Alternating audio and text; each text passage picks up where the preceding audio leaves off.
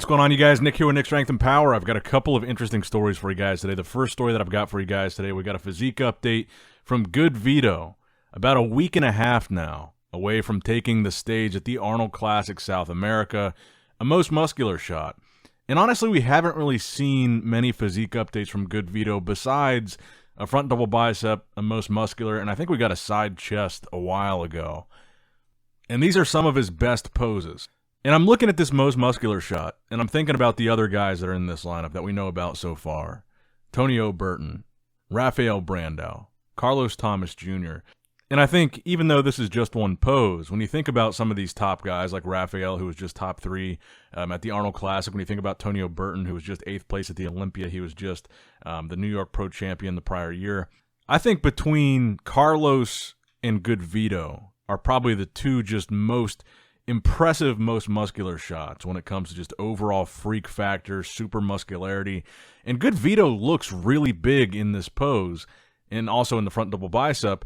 And when I think about like Rafael Brandao, GoodVito seems so much more muscular to me. I mean, you can't look at this pose and think he's not a freak. I mean, he's a crazy looking bodybuilder, and there's a reason why he has the hype that he has. I mean, we know he's got massive legs. You look at his quads here, his quads are crazy separated. Again, not just separated vertically, but you can see those cross-hatched striations going horizontally across the vertical striations in his quads. The guy has tremendous leg separation in this picture, which is a really good sign. We know that he's got gigantic legs, but on stage, you don't just want to have big legs. You want to be super separated, and you can see that here. And that is kind of the thing that I'm worried about with GoodVito, because looking at the upper body, you don't see, and we talked about this with Samson versus Hadi, you don't see like really crazy deep striations in the chest. You see a couple striations in the chest. I'm not saying there's none. You see some vascularity in the chest, but you don't see it like how Hadi has it. And even though he's got these crazy biceps, I feel like in this pose it looks like his triceps are kind of overwhelmed by the size of his biceps. I mean, you can see his triceps don't look super huge here, but his biceps do. His shoulders do. And I think you got to kind of take it with a little bit of grain of salt, because he's obviously pretty flat here. And I think the reason for that is it's a week and a half until the show, and he hasn't carved up yet. He hasn't filled out yet.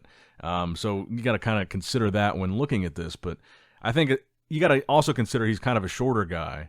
So as compact as he is, the amount of muscle that he has on his frame, especially, I mean, the thing that's really jumping out to me about this pose is the legs, but we know he does have a tremendous upper body too, and you see that a lot when he posts the front double bicep shots. But the main thing that's impressing me here is the wheels on this guy are crazy. And I think that's the reason why one of the things I'm most excited to see at this show is a call out with him and Carlos Thomas Jr., because they both have crazy legs. But I want to see who's in the better shape, who really dials it in. We haven't really seen much from Carlos Thomas Jr., especially recently. Now, we did get an update from Tonio Burton today, 10 hours ago.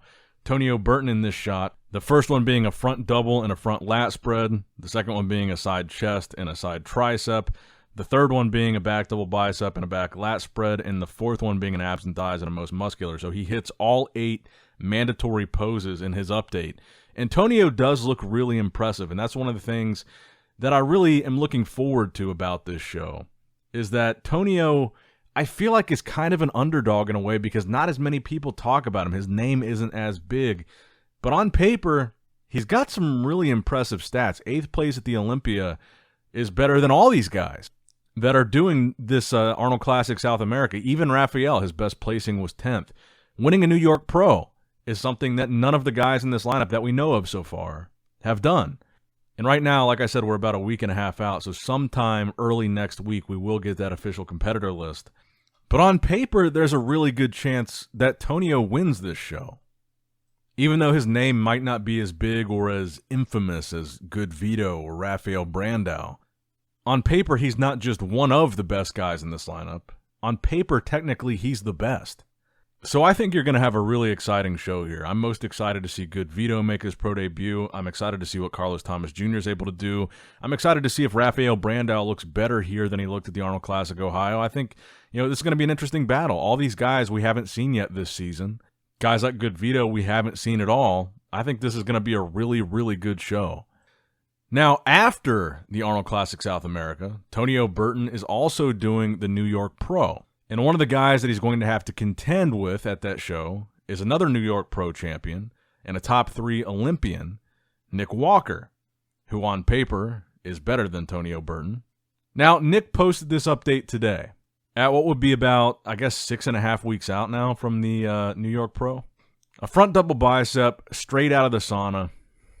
Obviously one of his more impressive poses. A lot of people say Nick has some of the best, if not the best, biceps in the IFBB. I was actually surprised there's a lot of people being pretty critical of Nick in the comments, saying things like he looks blocky, etc. And I also saw that apparently Nick said he is going to do the 2025 Arnold Classic. I guess he said that on his Mutant in the Mouth podcast, which I'm not surprised to hear at all, because I'm sure we're going to see a lot of the biggest names, if not all the biggest names, jump in that lineup with the $500,000 first place prize money. And Nick said immediately upon hearing that, he turned to Matt and said, "We're doing it, let's go." And he also said in that podcast to Guy Cisternino, even if I win the Olympia, I'll still do the Arnold. And keep in mind, we still don't know at this point what the Olympia's answer to that is going to be. This is the 60th anniversary of the Olympia, so it is a special year. They still haven't commented or said anything about their prize money this year. They didn't comment or say anything about the Arnold raising its prize money beyond theirs, because again, as of last year, the Olympia prize money was $400,000. As of next year, the Arnold prize money will be $500,000. So a lot of people are expecting them to match that or even raise it beyond that for the Olympia this year. But imagine if they don't do that.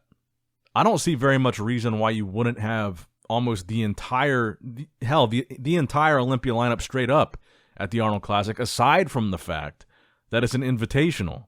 So the Arnold could just pick and choose which top Olympians they want, and I don't see why any of them would say no if the Arnold invited the whole top 6 or the whole top 10. I know the prize money, all these different prize money increases might seem to be kind of a boring story to talk about. We talked about the classic physique in the last video. We've talked about all these shows kind of raising their prize money across the board. But I think people need to understand that this is a big shift in bodybuilding, going from, $10,000 has been the norm for first place prize money at most of the shows for like the past 20 years. And now, in the last couple years, going into the next year, it's changed a lot. And with the Arnold, with the Olympia, but also shows like the New York Pro are raising their prize money. Also, like the next story we're going to talk about here, the Dubai Pro, which I think is going to have a really impressive lineup. And I want to talk a little bit about this too. So I already made a short video about this. Dubai Pro, $100,000 for first place in men's open bodybuilding. This, to me, is almost as significant as the Arnold announcement, because there's no other shows outside of the Olympia or the Arnold that are even coming close to $100,000 for first place for men's open bodybuilding. And again, that's just for first. Second place is getting $40,000. Third, $15,000. Fourth, $5,000. And fifth place, $2,000. This is significant incentive for bodybuilders to compete. Think of all the bodybuilders that you've seen throughout the past, let's say, 5 years, do some of the shows that only pay $10,000 for first. This is 10 times that, and this is going to be late July, I believe July 27th and 28th. I expect to see a lot of pros show up for this show, including Neckzilla, who apparently said on Ronnie Rockel's YouTube channel, which is a German YouTube channel, so this video was in 3 different languages, German, English, and Portuguese. And this was 2 weeks ago, apparently. So let's go over this a little bit. He says in this video he's planning on doing the Dubai Pro, which again is in July. And he says, barring any visa issues. Now, this announcement was before he posted the posing video on his Instagram, where he said he will be announcing the show that he's doing soon. And he's going to be starting his prep soon. So I'm kind of hesitant again to believe he's doing it, but he says he is. Because after he announced, I mean, if you look at the timeline, after he announced this on Ronnie Rockel's YouTube channel, then he put up a new post like a week and a half later saying, I'll be announcing soon which show I'm doing. So why would it be the same show that he already announced? I don't know. But to go over it again, we heard he's doing the Arnold, Ohio. Well, we didn't just hear, he said he's doing the Arnold, Ohio. He's doing the Arnold UK. I heard he's doing the New York Pro. Now I'm hearing he's not doing that. Now it looks like it might be the Dubai Pro. And I hope he does do it, because honestly, I think this guy has not just potential, but he's dangerous. He's got the size to contend with most of the guys in the IFBB. If he comes in with proper conditioning, he's very dangerous. I know a lot of people are making the argument that he's a little bit bottom heavy. His upper body doesn't quite match his legs yet.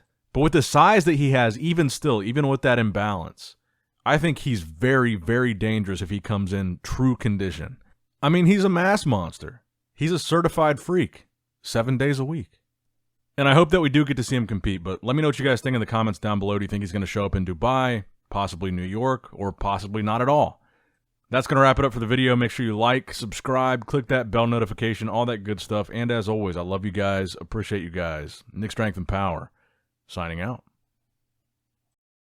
All right, guys, don't forget to click that like button and subscribe to this channel if you enjoy the content. Also, check out my Instagram at NickStrengthPower. My Facebook page, which is simply Nick Strength and Power. My secondary YouTube channel, Nick Strength and Vlogs, for vlogs and bonus content that you will not see on this channel. And consider subscribing to my third YouTube channel, Nick Strength and Pokemon, which is all things Pokemon and trading card games, completely unrelated to this channel. So if you're into that, give that one a look. And all links to merchandise and social media will be in the description box below. If you guys want a Nick Strength and Power t-shirt, that will be in the Shopify link below. Have a great day.